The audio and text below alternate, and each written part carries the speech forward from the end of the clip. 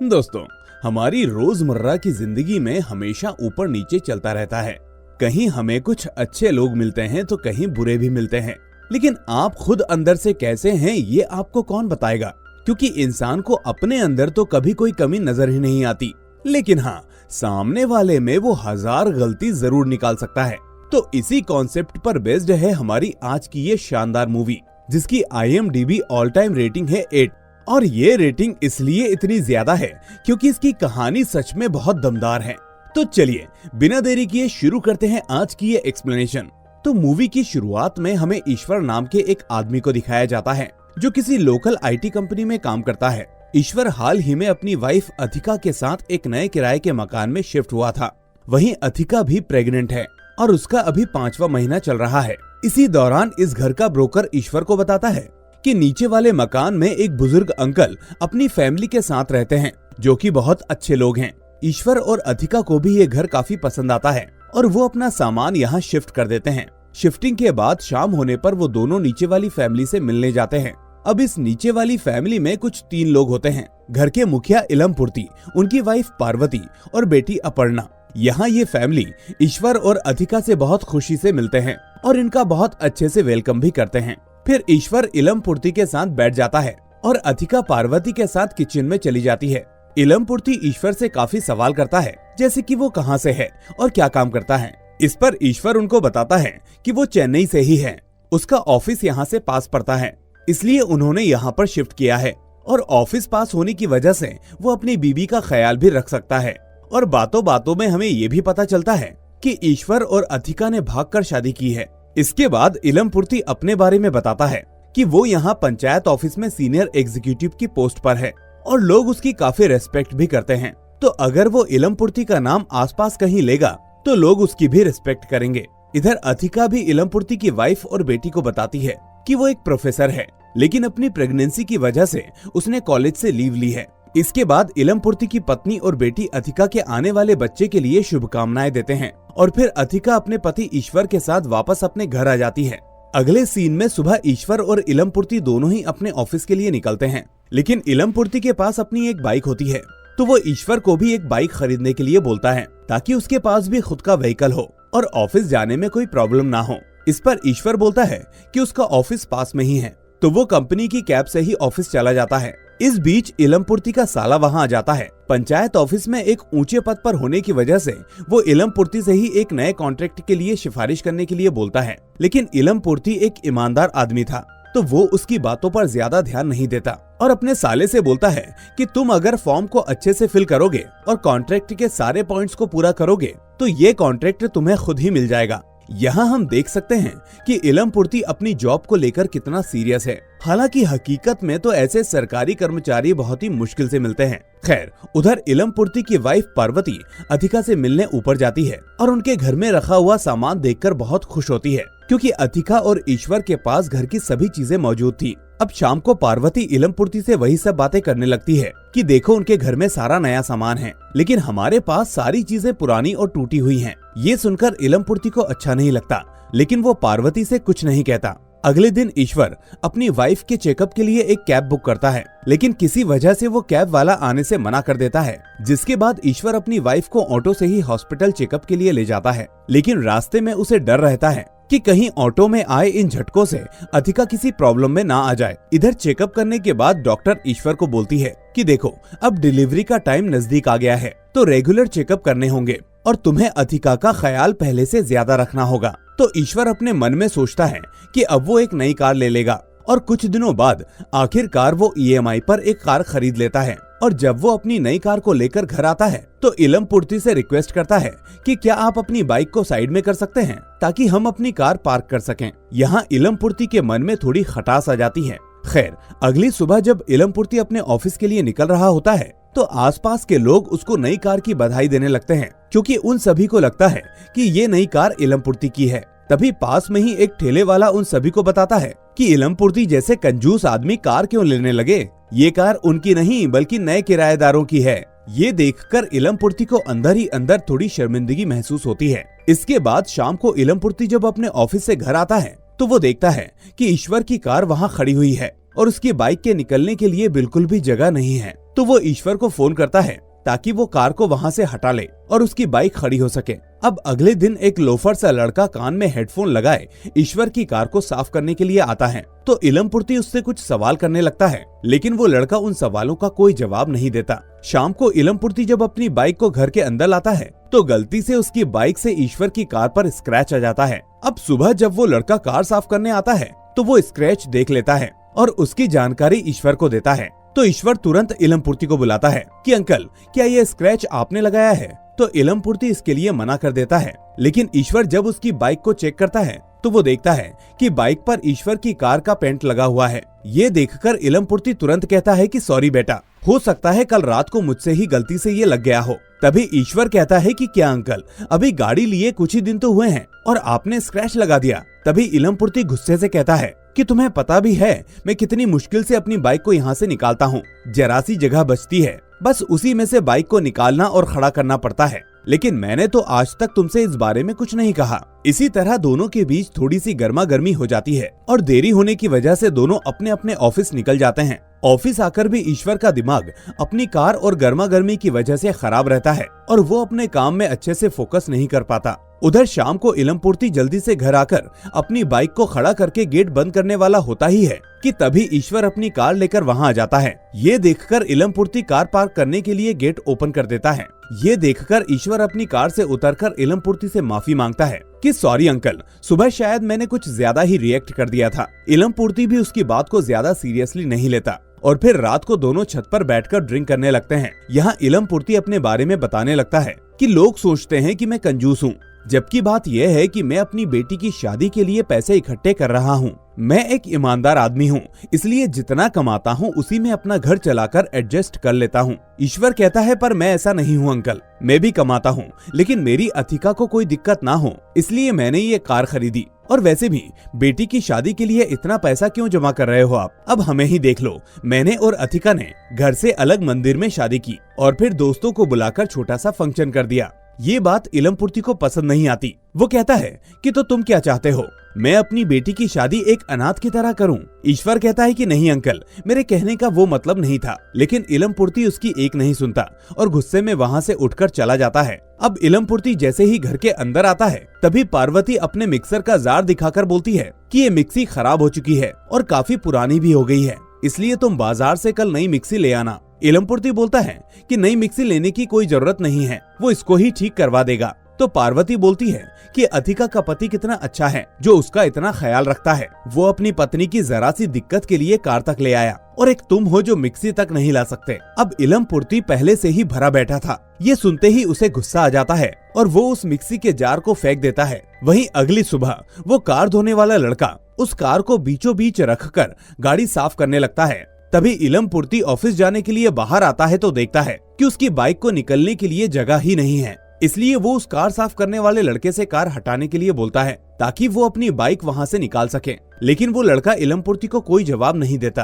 तभी इलमपुर्ती गुस्से में सीधा ईश्वर के पास जाता है और उससे कार हटाने के लिए बोलता है। इस पर ईश्वर कहता है कि थोड़ा रुकिए, मैं अभी ब्रेकफास्ट कर रहा हूँ। इलमपुर्ती गुस्से में कहता है कि नहीं, तुम अभी के अभी चलकर अपनी कार हटाओ, मुझे ऑफिस के लिए देर हो रही है। यहाँ एक बार फिर दोनों में कहासुनी होने लगती है तो ईश्वर इलमपुर्ती के मुंह पर ही गेट बंद कर देता है। कुछ देर बाद ईश्वर जब नीचे आता है तो इलमपुर्ती की बाइक को देखकर उस लड़के से पूछता है कि अंकल अभी गए नहीं? तो वो लड़का बताता है कि सर तो पैदल ही अपने ऑफिस निकल गए। खैर, अब रात को इलमपुर्ती घर आकर अपनी बाइक को बीच में खड़ा कर देता है ताकि ईश्वर अपनी कार को पार्क ना कर सके। अब ईश्वर जब घर आता है तो बाइक को बीच में देखकर वो खुद ही उस बाइक को धीरे से साइड करके ऊपर चला जाता है, लेकिन तभी कुछ देर बाद वो बाइक नीचे गिर जाती है जिसको ईश्वर भी नोटिस नहीं कर पाता। अगली सुबह जब इलमपुर्ती बाहर आता है तो वो देखता है कि उसकी बाइक गिरी हुई है। ये देखकर इलमपुर्ती आग बबूला हो जाता है और ऊपर जाकर ईश्वर का हाथ पकड़ते हुए उसे नीचे लाकर कहता है कि उस दिन जरा सा स्क्रैच लगने पर तुमने मुझे इतना कुछ सुनाया और आज बदला लेने के लिए मेरी ही बाइक को नीचे गिरा दिया। तुमको इतना ही गुस्सा आ रहा था तो मुझे आवाज दे देते, मैं खुद आकर अपनी बाइक को साइड कर लेता। ईश्वर कहता है कि नहीं अंकल, ऐसा नहीं है, मुझे लगा कि आप अंदर रेस्ट कर रहे हो, इसलिए आपको डिस्टर्ब ना करते हुए मैंने खुद ही आपकी बाइक को साइड कर दिया था। इलमपुर्ती कहता है कि ज्यादा होशियार मत बनो और आज से तुम अपनी ये कार इस घर में पार्क नहीं करोगे। ईश्वर कहता है कि मैंने मकान मालिक से पूछकर ये कार खरीदी है और मैं आपसे ज्यादा रेंट पे करता हूँ, मैं अपनी कार यहीं पर पार्क करूंगा, आपसे जो बनता हो वो कर लो। अब दोनों में बात बढ़ते देख दोनों की फैमिली उन दोनों को एक दूसरे से अलग करते हैं। उसी रात इलमपुर्ती मकान मालिक को बुलाकर मीटिंग करता है। इस पर वो मकान मालिक दोनों को ही एडजस्ट करने के लिए बोलता है और इलमपुर्ती से कहता है कि वो जगह पार्किंग के लिए ही है, तो कार तो वहाँ पार्क होगी। तुम्हारे पास बाइक है तो तुम साइड में अपनी बाइक को लगा सकते हो, लेकिन अगली बार फिर से ये झगड़ा नहीं होना चाहिए। और ऐसा कहकर वो मकान मालिक इलमपुर्ती को ही समझाकर वहाँ से चला जाता है। अब सारी बातें सुनकर इलमपुर्ती के सम्मान को ठेस पहुँचती है और अगले दिन वो भी जाकर अपने लिए एक कार खरीद लेता है और अपने घर पर खड़ी कर देता है। ये देखकर उसकी बेटी अपर्णा बहुत खुश होती है, लेकिन पार्वती बहुत गुस्सा करती है कि इतने दिन से तुमसे एक मिक्सी तो लाई नहीं गई, लेकिन सीधा कार ले आए। इतने पैसे आए कहाँ से तुम्हारे पास? लेकिन इलमपुर्ती इसका जवाब नहीं देता। अब शाम को जब ईश्वर ऑफिस से घर आता है तो इलमपुर्ती की नई कार को देखता है। अब पार्किंग की जगह ना होने की वजह से वो अपनी कार को घर के बाहरी साइड में लगा देता है और घर के अंदर चला जाता है, जहां अथिका ईश्वर से बोलती है कि तुम अपनी कार को बाहर ही पार्क कर दिया करो, क्योंकि हमें तो यहीं रहना है, तो तुम अब एडजस्ट करना सीखो। लेकिन ईश्वर ने अब इस बात को अपने ईगो पर ले लिया था। अगले दिन ईश्वर ऑफिस से जल्दी आकर अपनी कार को घर के अंदर पार्क कर देता है। शाम को जब इलमपुर्ती ऑफिस से घर आता है तो इस बार उसको अपनी कार घर के बाहर खड़ी करनी पड़ती है। इस तरह अब दोनों में ये चूहे बिल्ली का खेल शुरू हो जाता है। कभी इलमपुर्ती दोपहर को घर आकर गाड़ी पार्क कर देता है तो कभी ईश्वर। दोनों के बीच इसी बात को लेकर जंग चलने लगती है कि कौन पहले अपनी कार को घर के अंदर पार्क करेगा। तभी एक दिन दोनों एक ही समय पर घर के सामने आ जाते हैं। इतने में इलमपुर्ती की पत्नी घर का दरवाजा ओपन करती है ताकि इलमपुर्ती कार को अंदर पार्क कर सके, लेकिन इतनी देर में मौके का फायदा उठाकर ईश्वर इलमपुर्ती से पहले अपनी कार जल्दी से अंदर पार्क कर देता है, जिससे उसकी कार का शीशा टूट जाता है। ऊपर आकर अथिका ईश्वर को इस बात के लिए बहुत सुनाती है। अब अगले दिन ईश्वर अपनी कैब से ही ऑफिस निकल जाता है ताकि गाड़ी घर से बाहर ही ना निकालनी पड़े, जिसकी वजह से इलमपुर्ती को अब रोज अपनी कार घर के बाहर ही खड़ी करनी पड़ रही थी। इसी बीच एक दिन अथिका ईश्वर से बाहर घूमने चलने के लिए कहती है। ईश्वर कहता है कि ठीक है, हम कैब से चलते हैं, लेकिन अथिका कहती है कि तुमने वो कार मेरे लिए ली और अब कैब से जाओगे? नहीं, मुझे बस अपनी कार से ही जाना है। तुम भी क्या ईश्वर उस बुजुर्ग आदमी से बहस करने में लगे हो? लेकिन ईश्वर फिर भी अथिका की बात नहीं मानता। उधर इलमपुर्ती भी सोच रहा होता है कि कैसे वो ईश्वर की कार को घर से बाहर निकाले। तभी उसे एक आइडिया आता है और वो पानी की मोटर को खराब कर देता है, जिसके बाद वो सुबह मोटर ठीक करने वालों को घर पर बुलाता है। अब मोटर के पार्किंग एरिया में होने की वजह से ईश्वर को ना चाहते हुए भी अपनी कार को बाहर निकालना पड़ता है। वो बाहर आकर मोटर ठीक होने का वेट करता है ताकि वो वापस कार को अंदर पार्क कर सके, लेकिन इलमपुर्ती उन लोगों को अपनी बातों में लगाकर काम को और लेट करवा रहा होता है। वहीं ईश्वर को भी ऑफिस के लिए देर हो रही थी, इसलिए वो अपनी कार लेकर ऑफिस निकल जाता है। इतने में इलमपुर्ती उन लोगों से फौरन उस काम को खत्म करने के लिए बोलता है और जैसे ही मोटर फिट होती है वो अपनी कार को अंदर पार्क करने के लिए स्टार्ट करता है। इतने में पता नहीं कहां से अचानक ईश्वर अपनी कार तेजी से लाकर घर के अंदर पार्क कर देता है। दरअसल ईश्वर ऑफिस गया ही नहीं था, वो इलमपुर्ती का ये प्लान पहले से ही समझ चुका था। ईश्वर अपनी कार को इतनी तेजी से लेकर आता है कि बेचारे इलमपुर्ती की कार सामने दीवार से जाकर टकरा जाती है। ये देखकर इलमपुर्ती अपने गुस्से पर कंट्रोल नहीं कर पाता और एक पत्थर उठाकर ईश्वर की कार पर दे मारता है, जिससे ईश्वर की कार का पीछे वाला कांच टूट जाता है। ईश्वर भी ये देखकर गुस्सा हो जाता है और दोनों में हाथापाई होने लगती है। मोहल्ले वाले आकर उन दोनों का बीच बचाव करने लगते हैं। तभी इलमपुर्ती कहता है कि तुम लोगों ने तो भागकर शादी कर ली, अपने माँ बाप को भी छोड़कर आ गए। ऐसे लोगों को पता नहीं कैसे घर भी मिल जाता है। ये सुनकर ईश्वर का दिमाग भन्ना जाता है और वो इलमपुर्ती के ऊपर हाथ उठा देता है और तभी इलमपुर्ती की धोती भी खुल जाती है, जिससे उसकी मोहल्ले वालों के सामने सारी इज्जत मिट्टी में मिल जाती है। अब जैसे ही ये बात मकान मालिक को पता चलती है, वो तुरंत अथिका को कॉल लगाकर उन दोनों को डांटने लगता है कि ऐसे कैसे तुम्हारे पति ने इलमपुर्ती पर हाथ उठा दिया। वो फैमिली पिछले 10 साल से उस घर में रह रही है, अगर रोज रोज यही करना है तो घर खाली कर दो। अथिका ये सारी बात ईश्वर को बताकर उस पर चिल्लाने लगती है कि वो तुम्हारे पिता की उम्र के हैं और तुमने उनके ऊपर हाथ उठाया। क्या तुम्हें ये सब शोभा देता है? कौन कहेगा कि तुम पढ़े लिखे घर से हो? ऐसी हरकत तो अनपढ़ भी नहीं करते। अब जल्दी जाओ और उनसे माफी मांगो। जब तक तुम उनसे माफी नहीं मांगोगे मैं तुमसे बात नहीं करूंगी। ईश्वर कहता है कि ठीक है बाबा, मैं उनसे सॉरी कह दूंगा, तुम गुस्सा मत करो। उधर इलम पूर्ति भी अंदर ही अंदर ईश्वर से अपनी बेइज्जती का बदला लेने के बारे में सोच रहा होता है, जिसके बाद वो अपने साले को बुलाकर वहाँ कहता है कि आज पूरे मोहल्ले और समाज के सामने मेरी इज्जत मिट्टी में मिल गई। तुम जिस कॉन्ट्रैक्ट को पूरा करना चाहते हो वो हो जाएगा, लेकिन उसके लिए कैसे भी ईश्वर को पुलिस केस में फंसाना होगा। इलम पूर्ति का साला भी इसके लिए मान जाता है। तभी कुछ देर बाद पुलिस ईश्वर को उठाकर पुलिस स्टेशन ले जाती है, जहां इलम पूर्ति और उसका साला पहले से ही मौजूद थे। यहां आकर ईश्वर को लगता है कि इलम पूर्ति ने उसके खिलाफ लड़ाई की कंप्लेंट की होगी, लेकिन यहाँ तो बात कुछ और ही थी। दरअसल इलम पूर्ति ने पुलिस को बताया कि जब उसकी बेटी अपर्णा छत पर कपड़े सुखा रही थी, तब ईश्वर ने उसे अकेला पाकर उसके साथ जबरदस्ती करने की कोशिश की। पुलिस के पूछने पर अपर्णा भी ईश्वर के खिलाफ गवाही देती है। अब जैसे ही ये बात ईश्वर को पता चलती है तो उसके तो मानो तोते ही उड़ जाते हैं। वो कहता है कि सर ऐसा नहीं है, बात कुछ और थी।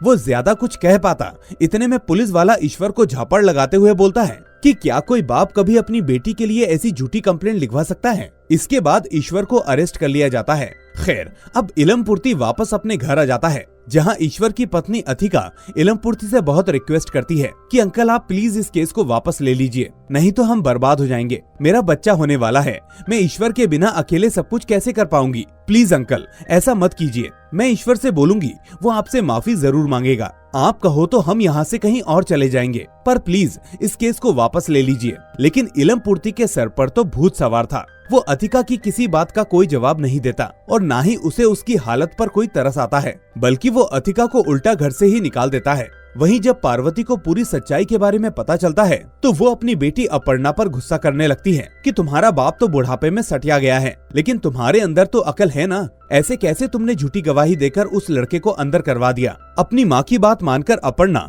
अब पुलिस स्टेशन जाकर केस वापस ले लेती है, जिसके बाद ईश्वर जेल से छूट जाता है और वापस घर आ जाता है। लेकिन तभी इलम पूर्ति का साला ईश्वर को देखकर काफी उल्टा सीधा बोलना शुरू कर देता है। ईश्वर फिर भी उसकी बात का कोई जवाब नहीं देता और अंदर चला जाता है। लेकिन जब वो अथिका के बारे में भी उल्टा सीधा बोलता है तो ईश्वर का माथा सनक जाता है और वो फौरन बाहर आकर इलम पूर्ति के साले और उसके आदमियों को पीटने लगता है। जिसके बाद पार्वती अपने भाई को घर से निकाल देती है और कहती है कि दोबारा लौटकर यहाँ मत आना। अब इस दिन के बाद से ईश्वर हमेशा अपनी गाड़ी को बाहर पेड़ के पास ही खड़ा करना शुरू कर देता है। ये देखकर इलम पूर्ति बहुत खुश होता है कि आखिरकार वो जीत ही गया और उसने ईश्वर को हरा दिया। लेकिन वो इस बात से अनजान था कि ईश्वर रोजाना उसे फॉलो कर रहा था और उसके दिमाग में कुछ खतरनाक प्लानिंग चल रही थी। तभी एक दिन ईश्वर इलम पूर्ति के ऑफिस जाकर उससे कहता है कि मैं आपको इसका जवाब जरूर दूंगा, और इतना कहकर वहाँ से चला जाता है। खैर, तभी कुछ देर बाद इलम पूर्ति को डस्टबिन में एक लिफाफा मिलता है और जब वो लिफाफा खोलता है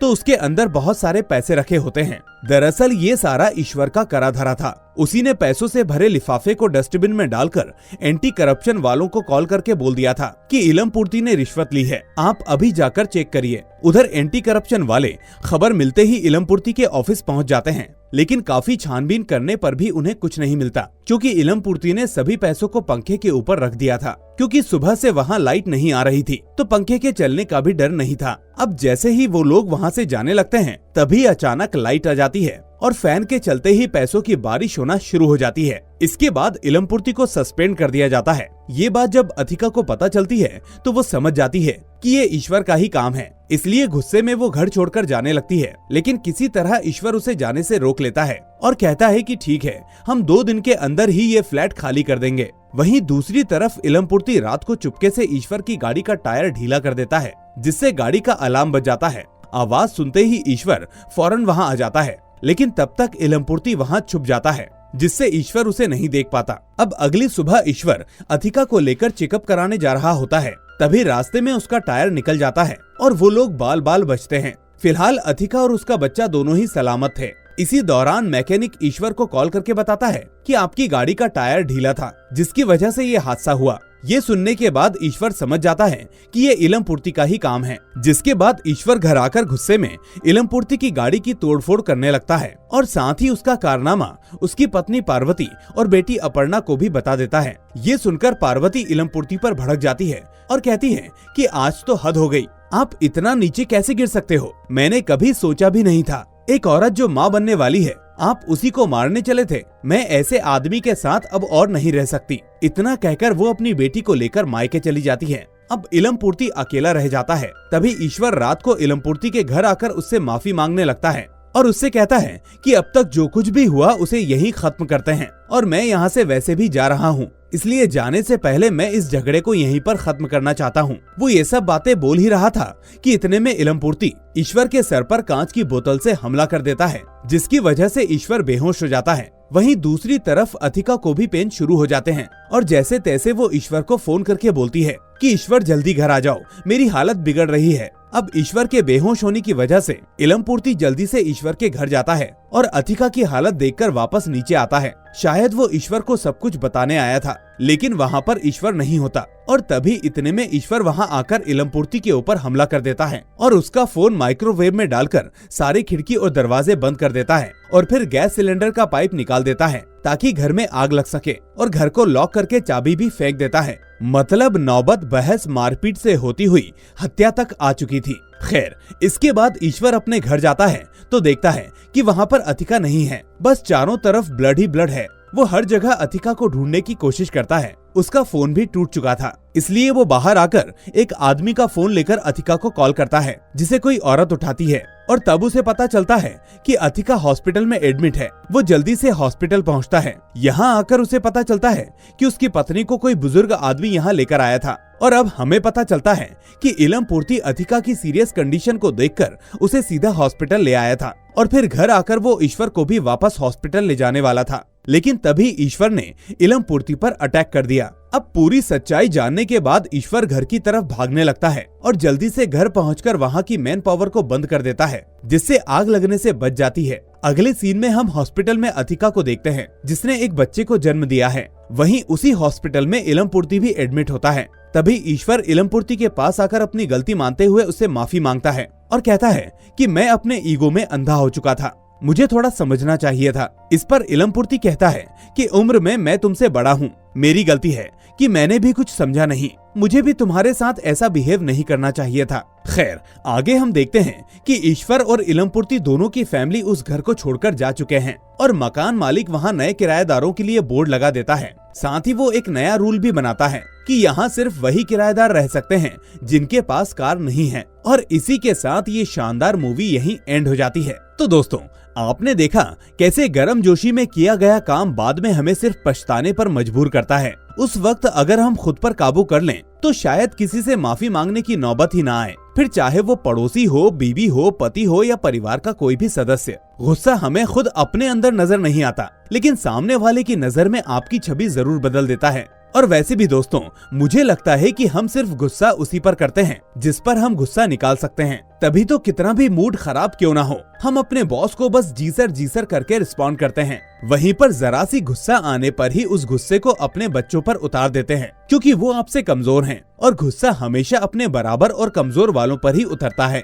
गुस्सा कितना भी हो, हमारे दिमाग को पता होता है कि उसे कहाँ कैसे रिस्पॉन्स करना है। इन्हीं सब बातों का अगर हम ध्यान रखें तो बड़ी से बड़ी मुसीबत से बच सकते हैं। खैर, आपकी इसमें क्या राय है, हमें कमेंट करके जरूर बताएं। साथ ही अगर आपको ये वीडियो पसंद आई हो तो वीडियो को लाइक करके चैनल को सब्सक्राइब करना मत भूलना। हम फिर मिलेंगे एक और ऐसी ही शानदार कहानी के साथ। Till then take care and thanks for watching.